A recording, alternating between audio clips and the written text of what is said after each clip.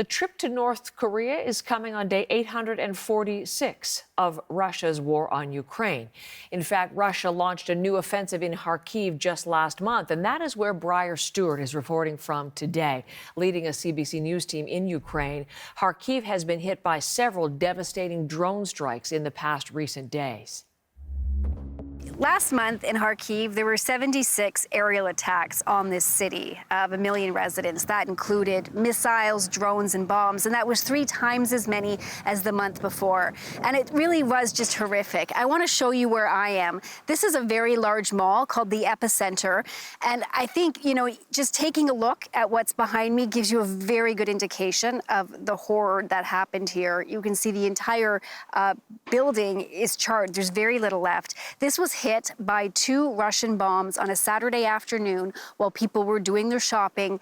There is, security video from inside of people kind of just walking in, and then the entire place explodes. There were at least 19 people killed here. Dozens of others were injured. And this was just one of the sites that was targeted in April.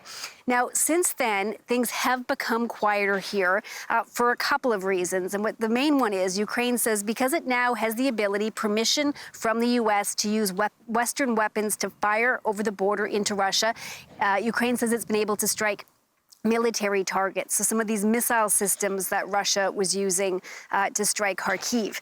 That doesn't mean it's all quiet. I mean, you still have this city and the region around it under an air raid alert for several hours a day, kind of all through the day, in the morning and at night as well. And we were in an area just a little further away from here, a little further north today, and you could hear in the distant, very distant, but you could hear the sound of artillery. And so we know that the front line is very active. You have Russian forces that are about 25 kilometers from where I am now, and Ukraine says it's been able to stabilize the area, but there is a lot of fierce fighting going on because, this is a city that was able to hold the Russians back during the initial days of the invasion in February 2022.